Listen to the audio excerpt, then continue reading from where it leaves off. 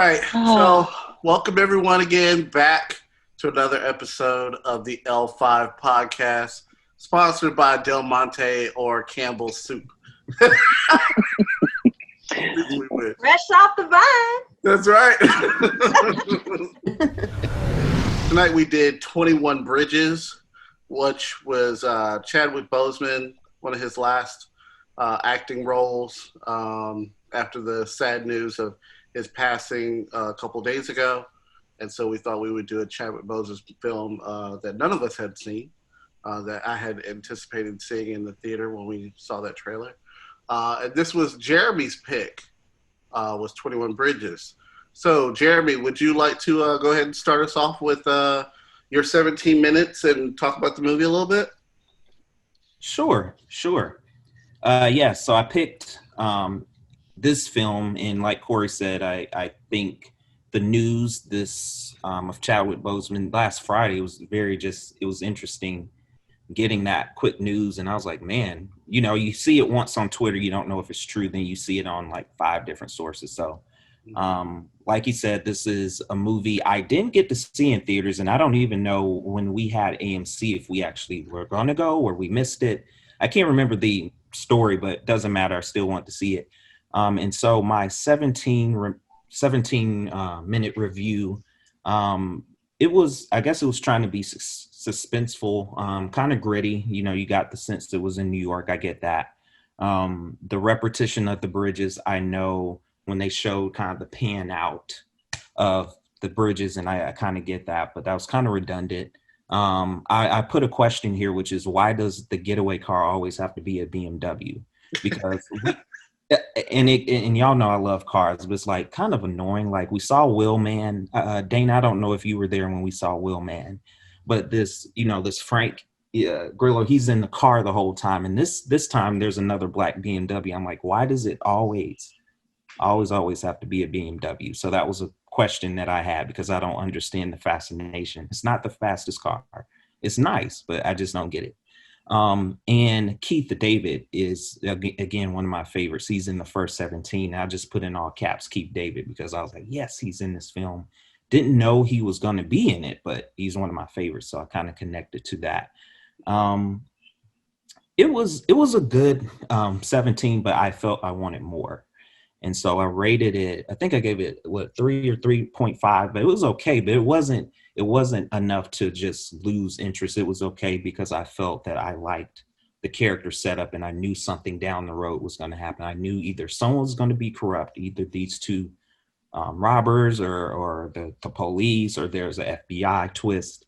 I wasn't sure who was going to be the culprit in that, but I liked that it kind of kept me hanging. And then Chadwick's character was interesting because I knew that something was going on with him. He's this gritty kind of like, detective, but it was interesting because he played kind of this New York character. And I was like, this man from South Carolina, like, are they trying to have this brother out here?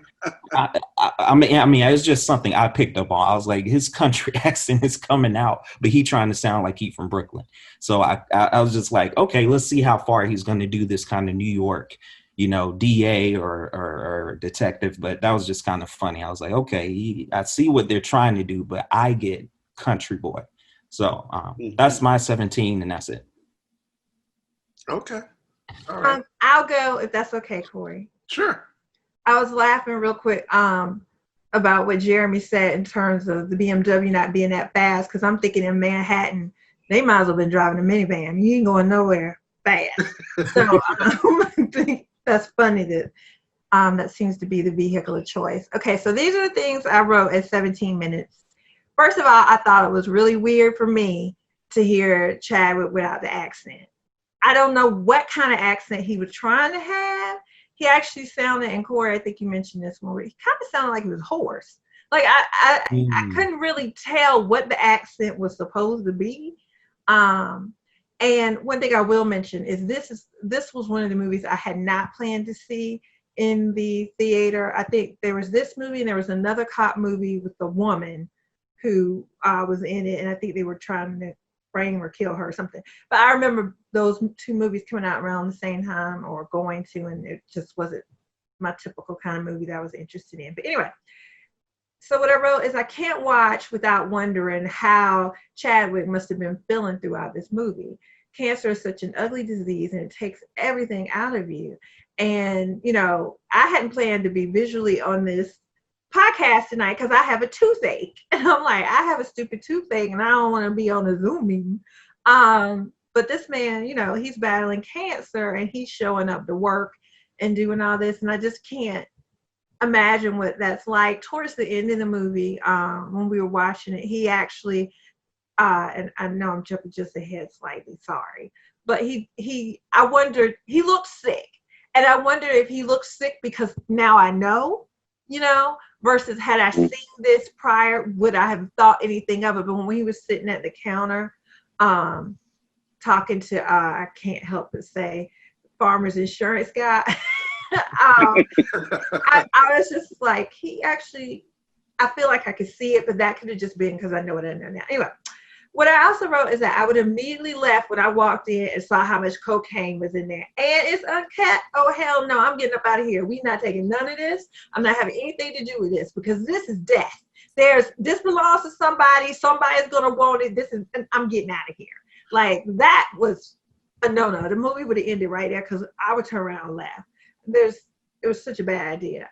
And then watching this and given the current climate, I was like, I could see the one guy, and who at the time I didn't know his name, Michael, saying that he really didn't want to kill anybody, crying when he's looking at going to jail and acting like, I really didn't want to go through with this and da-da-da-da-da.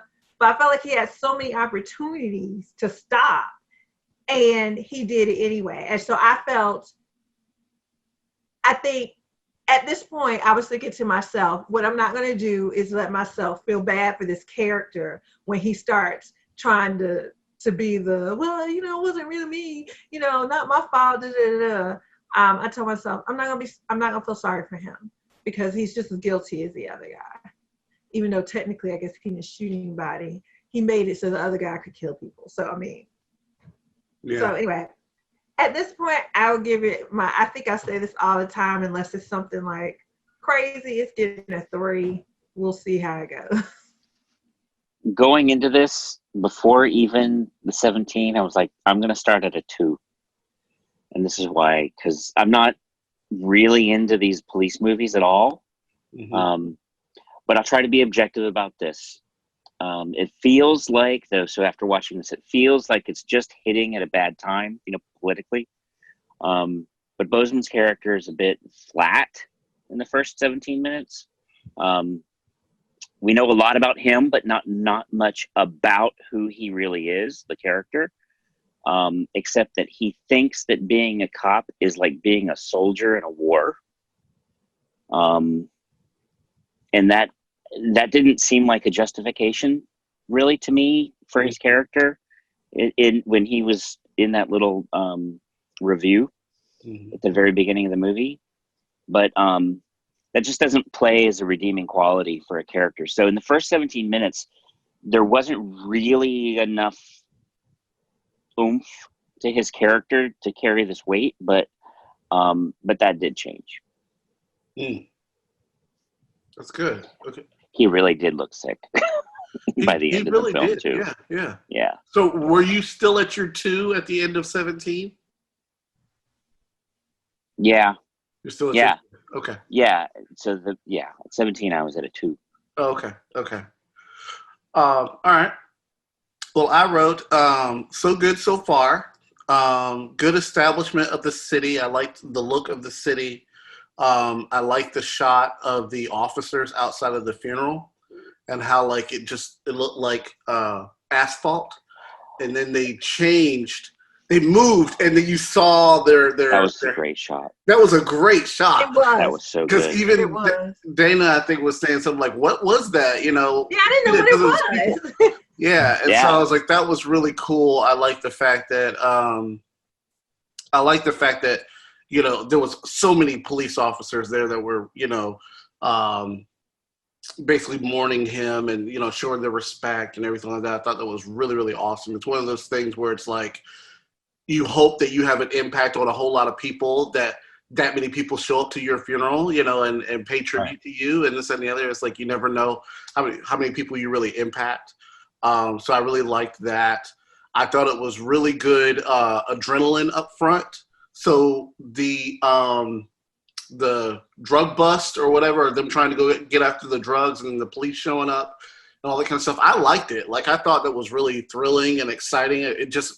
The crime happened right off the jump in the first 17 minutes, where really you don't see that. You don't really see the crime happen so quickly. It may be more about the police officer or about what's going on in the city, regular day-to-day stuff versus the big plot, happening right there in the first 17 minutes. So that really got me going. The COVID jokes, which we were talking about when they pulled up the masks, the only thing I could think of was like, those masks don't have any filters in them, and it's those sock masks that people are wearing that really drive me crazy. I can't stand them. Because he gets out of the car and he takes a deep breath, or before he gets out of the car, he takes a deep breath, and all I could think was the Bill Nye the Science Guy, when he did the test, he did that thing where he was blowing through the mask. That totally would have blew that candle up. So I thought about that. Don't forget Avengers and Civil War.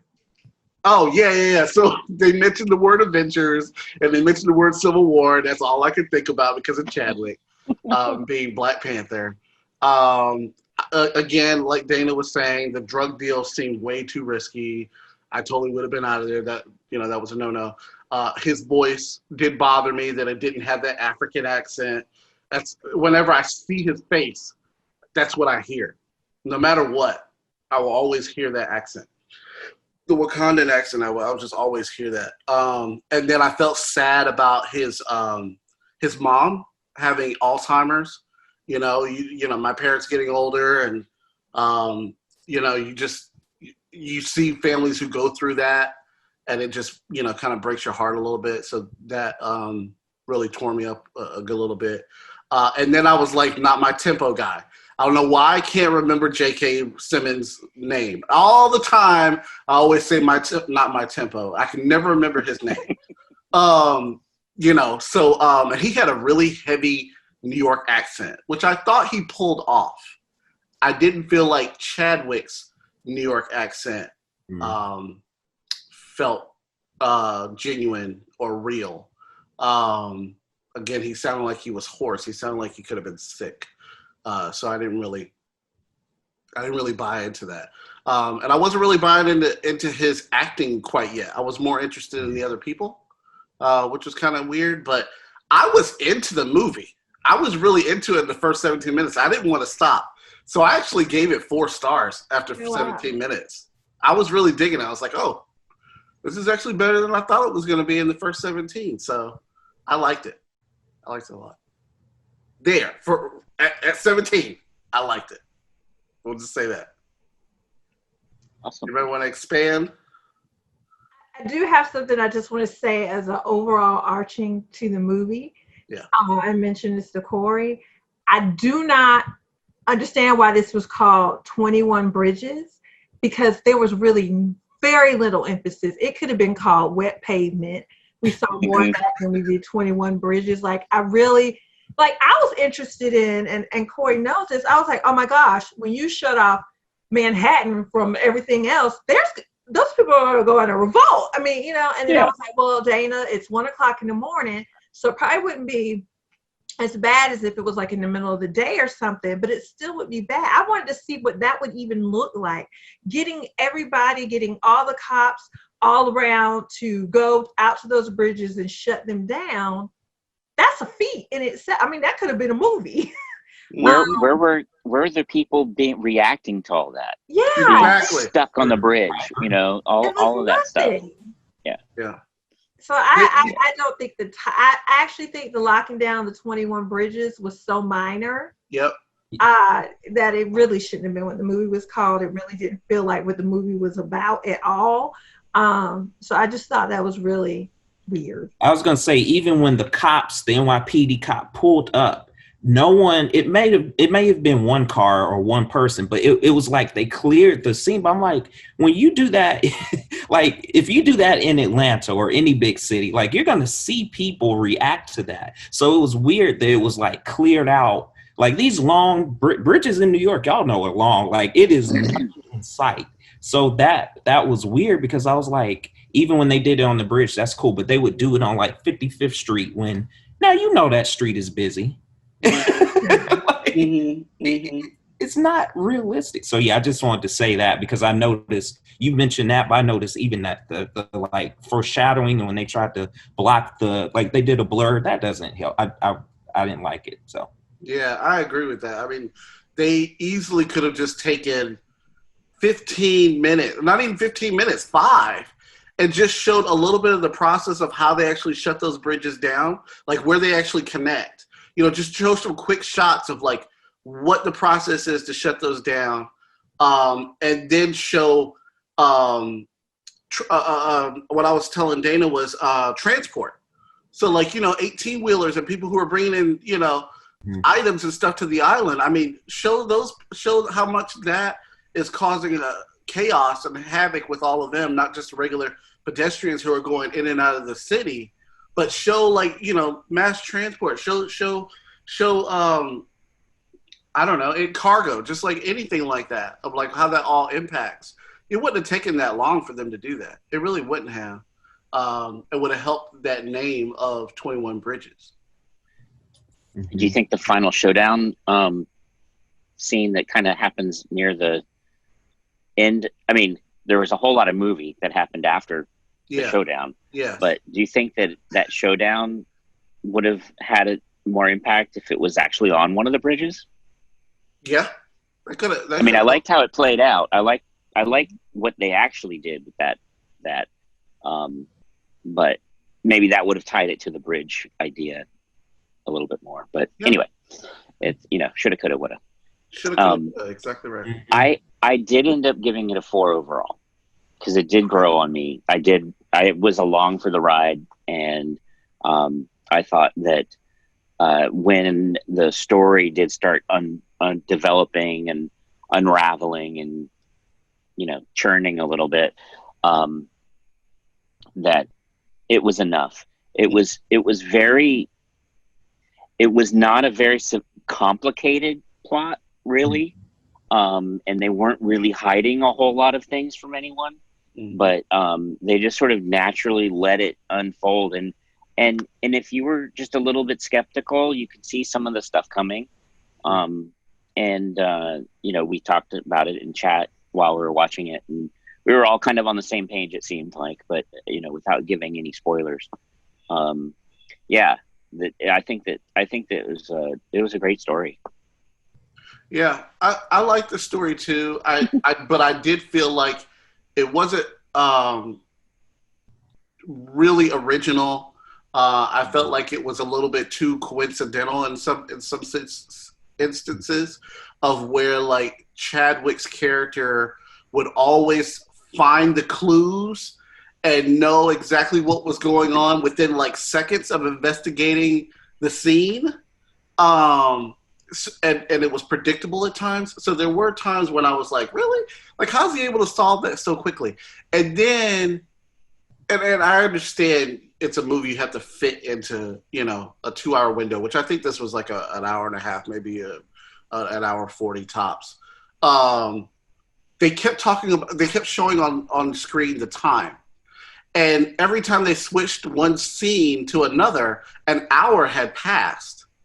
And I'm like, it was moving so fast. I was just like, wow, how did they get from here to here? How did they figure this out within, you know, and I guess it took them an hour to do it. But if you weren't paying really close attention to that timestamp, it seemed like it was just minutes, you know? Yeah.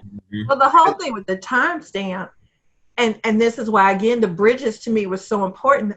To me, the only purpose of that thing is because they had to open the bridges back up at 5 o'clock or whatever. But because I didn't really realize they had done anything with the bridges because they just didn't really feel like they did, I paid that timestamp absolutely no attention whatsoever. I didn't care. Like I didn't feel any rush to get anything done by any time. Like I didn't feel that because it felt just like it was a regular night. Like it didn't feel like anything was shut down and people were, you know, upset and waiting to cross the bridge. So I wasn't in a hurry. Yeah, that's true.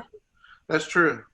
Like, I feel like this definitely for me will not be the defining movie for him, Right. because like I did feel like his acting, like I think he played the character well, but the character didn't have enough of a range for me. So this isn't about his acting so much as like, to Brian's point, we knew stuff that about the character, but we didn't really know the character. You know, we know what you Yeah. told us about his history, but I don't know anything about, like, I really didn't know his drive. You know, we were talking about whether like somehow he was acting or feeling, was this given the current climate of stuff that was going on? I don't know. I mean, I don't think so, only because of when it came out.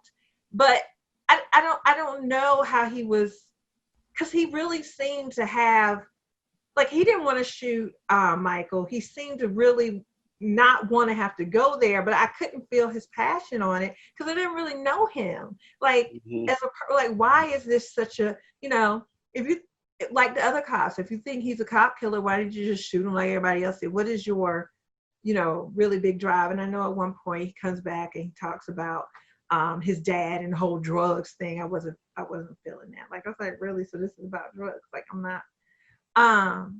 So I think, unfortunately, I didn't really, like, I didn't dislike the movie, but I don't think it would be higher than a 3 for me, because it just, like Corey mentioned, Chadwick's character seemed to be like one step behind the criminals, right? But he always knew what he was Very doing, close. right? He might be one step behind, but he, you know, and I just didn't like that. One thing I will say is the lady, who I did not like from the get-go, and I don't remember her name, but I did like her acting.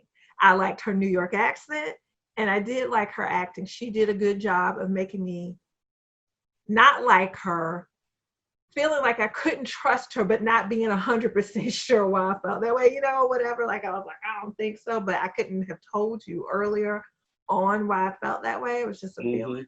So I actually wanted to call her out because I actually thought she did a really good job playing that character. Yeah, I agree. I liked her too. But going off of also what Jeremy said earlier, when he first saw the first 17 minutes, he saw Keith David. I saw Keith David too, and Keith David always has this really strong presence whenever he's in film. I wanted him to have a bigger role than what he actually did. So I was actually like, I forgot about him after that first investigation, because we didn't really see him anymore. He didn't play this really big role, and I'm used to him playing this bigger role. So I was just like, well, damn, they should have just casted somebody else. I mean, you know, why would you put a person like Keith David in this film to do so little, you know? I thought he was going to be more like a father figure to take over Chadwick's father figure after he, you know, passed or whatever. Yeah. I thought maybe he would step into that role, and that didn't happen. And I was just like, that's disappointing. It was very disappointing. They had to have cut so much out. So much. They must have cut the rest of his part out, and all the people on the bridge yelling at each other and stuff. Yeah, I don't. They had to cut all that out because, yeah, you're right.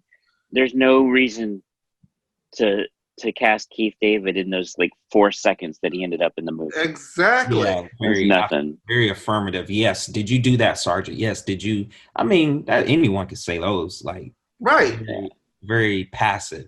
Because you can even feel, to me, you can even feel his presence when they're at the funeral, because I saw him over his shoulder, and I was like, oh, is that Keith David? He was out of focus. And I was like, yeah, that's Keith David. And he puts his hand there, and I was like, okay, he's like, time for me to step in and help this young boy out, you know? And so I was waiting for him to actually do something, and he didn't do anything.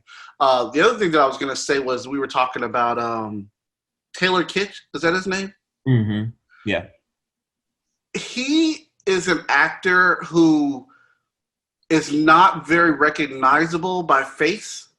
It's almost like he can change his hair or do, you know, put some makeup on or scar or something like that, glasses or something, and I can't even remember who he is. So I didn't even know that was him until you said something. So what else has he been in? Is that the white guy? Yeah. Okay, who is he? Because I was like, he's from Waco. I should know him, but I don't know who. Guy. He was the main guy in Waco. Are you kidding me? He's dead. No. Yeah. See? Oh my gosh, I would have never. Exactly. Exactly. So, Okay. you know, plain vanilla Let's go back actor, Yeah. he could totally like play off different roles and you wouldn't even know that that's him. Yeah. When John Carter of Mars. Yeah. right? Oh, And wow. so it's like, Okay. is that a good thing because he can play different roles and you don't know who that is? Or is it because his acting him as an actor hasn't established himself enough? Like It's a probably a Tom Hanks blessing. It's probably a blessing and a curse. You know? right? Okay. Okay. Because a curse for getting roles, getting and being, people casting him, Yeah. and a blessing in that he could probably go about as a normal day out in public and blend right on in. Mhm. Yeah. To me, I was thinking that, to Brian's point, like, I think it's like, it speaks to your acting abilities that you can morph into whatever role you're in. And I'm not hung on the fact that, oh, that's Tyler Perry playing that person, or whatever. Exactly. Right. But I think from a pride standpoint, when, you've been in all these movies and major things and hear somebody like me is, who is that? That sucks. Yeah.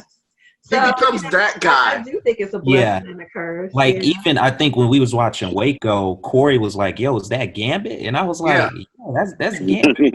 Exactly. Exactly. Yeah. In Waco, But he's not even that guy because you have to recognize him. Right. Right. And then I think Corey was saying this too in the Discord, but I think Waco was his best. I think he was in Battleship or some other X-Men words. Right. Obviously, I just said that, but it's just like Waco. I think he was very charismatic. I believed him. It was just very this movie with him was, it was good, but it was just he was scowling the whole time, and I was like, dude, I can't take you serious, because I saw him in the 17. I saw him with his partner, of course, and I was like, am I really going to think this dude is authentic? Like, is he going to turn? Is he going to? Obviously, we saw what happened, but. I always am intrigued on how he, like Corey was saying, how he flips or how he changes his hair, how he does this. Because you could have put Frank Grillo, you could have put these other white kind of, tough, Vin Diesel looking guys that kind of play this like hard type character, for a lack of better words. But I don't know if that would have been better in this instance. But I don't know. I'm still kind of iffy on like if he did a great performance in this. But I know Waco is his best out of the ones we've seen and talked about. I don't think this comes close to what he did in Waco. So I'm not even going to compare the two. I agree with that. His character, it could have been really, really flat, but and one dimensional. But but he did have a pivotal role at the end, because he, in how he protected his partner, and kind of gave him that information, and you kind of understood where he and Michael, kind of what their relationship was based on the investigation that was going on. So I think that played out really, really well. You were given just enough information about their backgrounds, to kind of really go, okay, and start to see how they got where they were, how they got to be in these situations, and how they were looking after each other. Yeah, I thought that was, I think that was enough of backstory to make you go, oh, okay, this isn't just bad guy 1 and bad guy 2, right? Yeah, I think it's funny that you put that in there. Yeah, I think it's funny they use flash drives and USBs. Like a lot of espionage and mission, but like they use these flash drives. I'm like, is that the only way we can, I guess put it in a desktop and save information, but it's just funny. It's always the bright green or red flash drive that got however many gigs on. I'm just like, is that, I know whenever this movie was written, it's just funny. That's always the default, because my tail right in this movie, we gonna come up with some new technology, files and transfer files. Okay, at least they were small. It would have been funny if they had like weird little like cartoon, like it was a Woody Woodpecker flash drive or something. But at least they didn't make a joke out of it. And they were small. It's not like on Rogue One where the big drive is like gigantic. Sure, I'll give you that. I'll give you that one. But pull this piece out. And you said gigs and gigs of space. They were using worksheets, so I'm pretty sure they didn't need that much space on that drive. Right. You know what's funny on that shot in the listing? I was like, it said worksheet type files, but I was reading Word Perfect. I read Word Perfect. Oh goodness! Oh my God! Like, now that's being encrypted. Yes. And sneaky, right? One thing I will say is, like, so at the beginning, you know how I mentioned that I was like, I'm not going to feel sorry for this Michael kid. One thing I was happy to hear, and speaking of the other character, what was it, Ray? What's his name, Ray? Sure. Okay, we'll say Ray.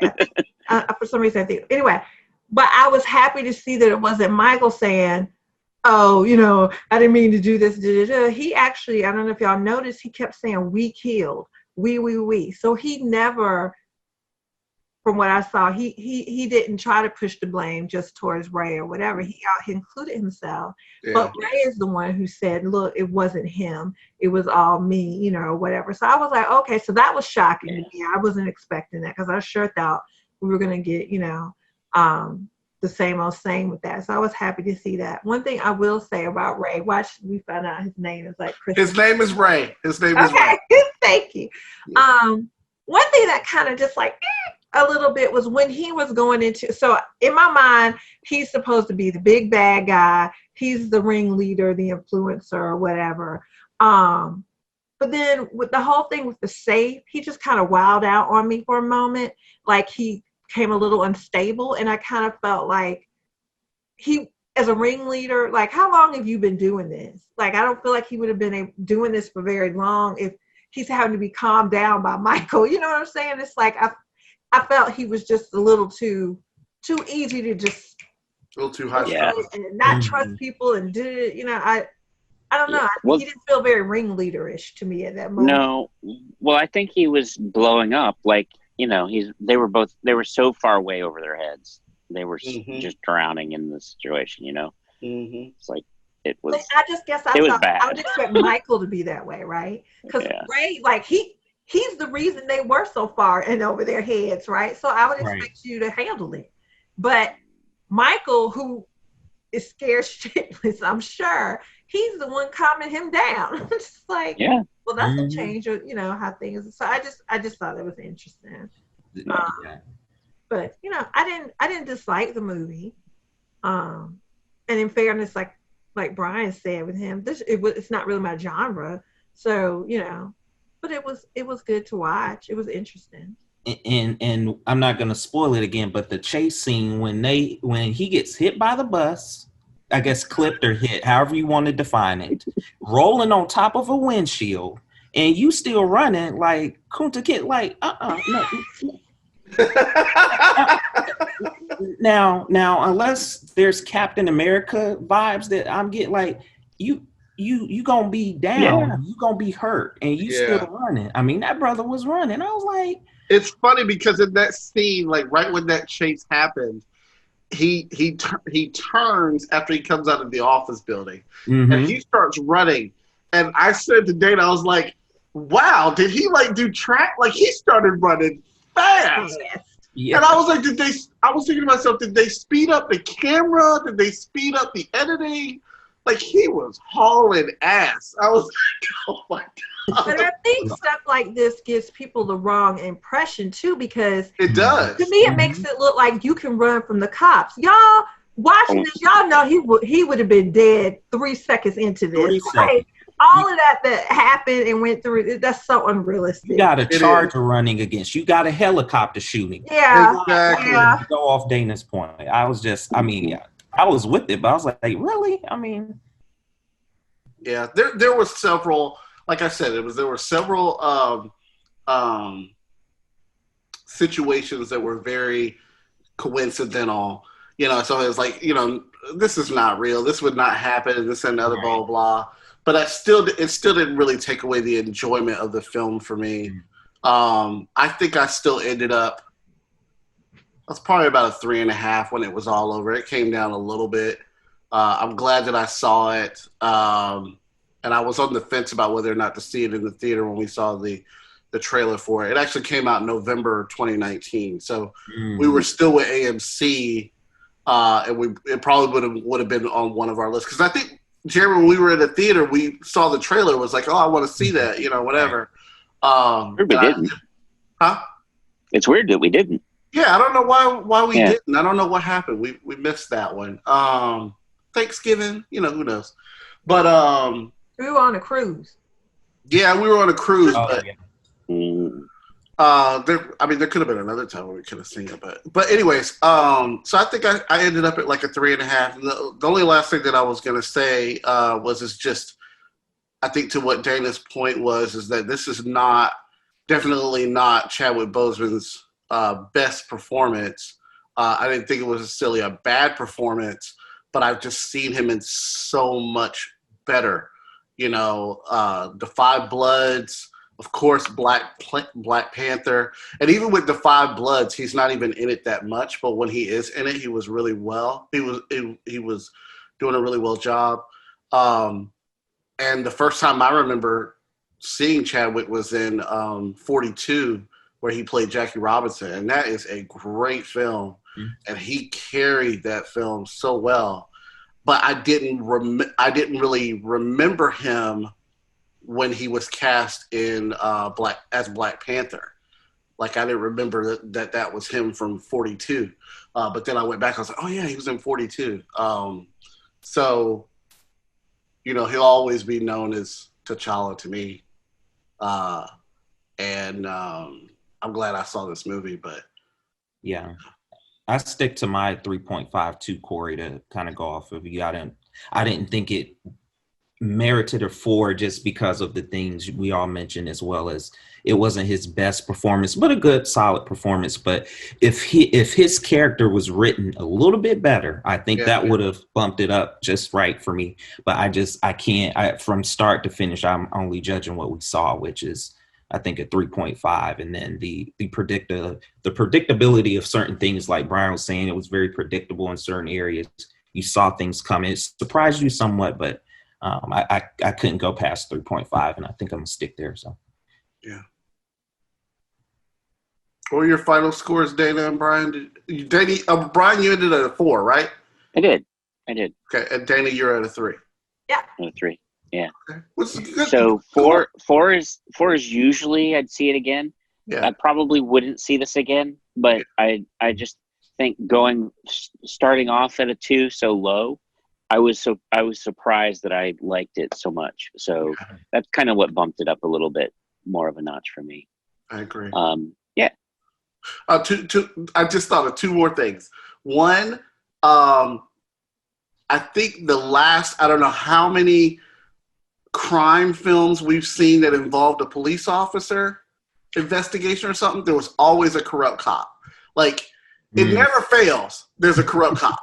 And within the first 17 minutes, I was like, there's something fishy going on here with some corrupt cops. That scene with the whole, them showing up and everything, I was like, there's something fishy going on here. So that's number 1. I'm tired of seeing a corrupt cop movie. 2, this movie had 3 endings. Like, this movie could have ended 3 different times. And I'm pretty sure y'all know the scenes that I'm talking about.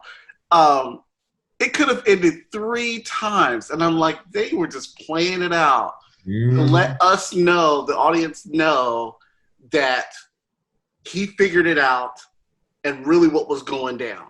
I think us as an audience figured it out enough that we didn't need to see those last few scenes played out after the face-off, if that makes sense without me spoiling. The movie would have been 1 hour. That would have been fine. At that point, it was done in an hour. No, and then they could have not cut out all those people. Exactly. They could have left them all in. Put Keith David's scene back in there. Establish the 21 bridges and how they shut them down and what the impact of that was, and then you're back to your 130. Period. Period. With a T. Yeah, that's all it is. That's Okay, all. I have a question, and I'll just yell spoiler alert here because I don't know whether this is a spoiler or not. So if you don't want to hear any spoilers, turn it off. But Warning, warning, warning, warning. here's my question. This is just, and I feel stupid saying this, but I did not know what L-I-J-M. Who was that?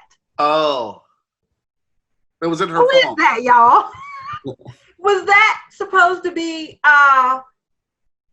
Farmers Insurance guy? Like who was that? It was wasn't it the their backup support? Yeah, the woman in the office doing all the so research. I thought it was the That's woman what I in was the thinking. office too, but then I didn't get what that meant. Yeah, I was trying to figure it out too, Dana. That's not a dumb question. No, I was trying to figure it I out. was like, what's the connection he's drawing here? I totally missed. So And why is it that her daughter was the last person? Why was it her daughter was the last person she called? You know, I don't know. what was the significance of that? This is funny then, because it's like none of us really knows Chadwick's character, how he figured out whatever the hell he Okay. So I just did a little small search. Just a little small search, okay? So in the phone, it says let's say LJSM. I know the first and last letters were L and M, okay? And all I can think of is L could be like lieutenant. That's what I saw. I was like, Okay. it's Farmers Insurance. But and then J.K. Simmons' character, his character's name is Captain McKenna. Yes, McKenna is his last name. I remember that. So the L could have been when he was a lieutenant, and she never changed it in her phone. And then the middle initial and the first letter of his first name, and then M for McKenna. But to I don't Barbara's know. point, which is why I thought it was dispatch, when the dispatch woman called and Yes. the phone rang in And the phone somebody's rang. car, because I Yes. don't know whose car that was or phone, because Yes. the lady did police, Yeah. she had her phone with her. So That's I don't right. know who was, what was Well, I thought it was Chadwick's phone, but maybe it wasn't Chadwick's phone. I thought it was, but that's why it was like that. Those initials that started with the L. Yeah. Yeah, it was the same initials as what we saw. So now I have to find a YouTube video to explain to me Point, yeah. what exactly happened. I kind of wanted, because of, L5, I wanted to rewind and like, wait a minute, but I kept it moving. But that's something that was in the back of my mind too. I was like, oh, okay. I rewinded for something. I was like, who's that in the ass, Corey? I did a instant rewind, but yeah, that shot of the phone was weird, and it was supposed to reveal something, and I don't think it was successful at all. Yeah, she should have had pictures. It should have had pictures of the people. I agree. Like her daughter, and then insurance agent. Yeah, I agree. That would have helped. All right. So it wasn't enough for us to go, oh, this is a crappy movie and this doesn't make any sense or whatever. We know it was all just about corrupt cops and money and all that stuff. Right. Because he could have figured out that she was no good just with how eager she was to kill him. Yeah. That was one of the things, though, right? Like everybody was so eager to kill him. Yeah. But her, just kill him, like He knows too much. Yeah. And let me tell y'all, if I get married and have a wife and she's squirming when somebody got a gun today, sit, you about to get killed. When she was doing that, I was like, he about to pull the trigger. It was just stuff in my mind. By accident.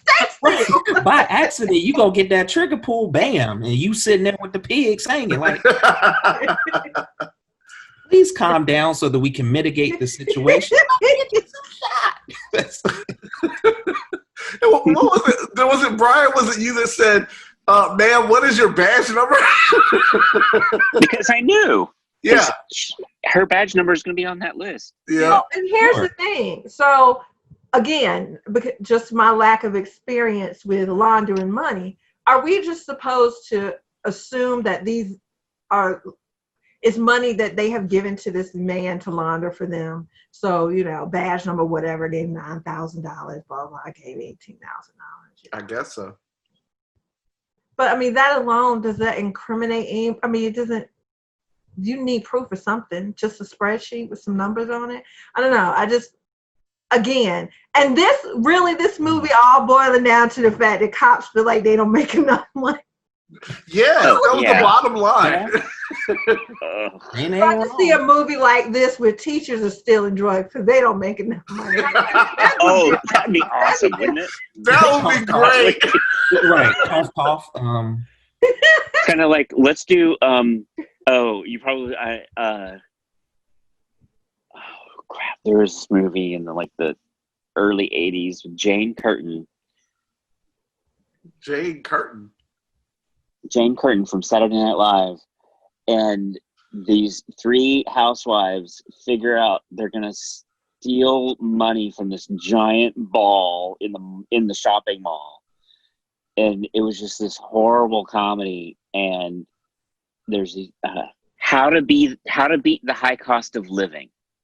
What? I feel like I've heard of that. Yeah. So how to beat the high cost of living. Never heard of it. And it's like a heist movie, and I don't know, maybe they're gonna lose the house or something, or it's about inflation because everything's so expensive at the time, and there's this weird like sweepstakes in the center of this mall where they have this giant glass orb in the middle of the shopping mall, and they throw all this cash in it. It's probably like, I don't know, $5,000, something stupid, and there's a fan inside it, so the money's all whirling around, making everybody like drool over it to enter the contest. And they figure out a way to sneak into the mall and drill underneath the thing and attach a vacuum cleaner underneath it to vacuum clean out the money. And so at the end they're crawling through these tunnels with trash bags full of money, and of course they lose it or something, or I don't know, but it was just like one of those, regular people become the thieves or what have you. But it was just like that would be a great movie to do with teachers. At least people would have empathy for them. Right. There's not a whole lot of empathy right now for law enforcement. True. That's very true. That's very true.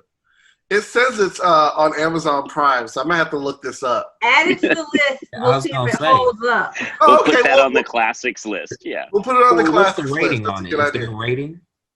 I see a 6.1 out of 10 on IMDb. Okay. That's not bad. Yeah. Yeah, this 9-year-old Brian probably liked it a lot. Jessica Lange is in it too. I love Jessica Lange, and then who's the third actress? Suzanne St. James. I don't know who that is. Susan St. James. Yeah, she was pretty big at the time. I think she was in some TV shows.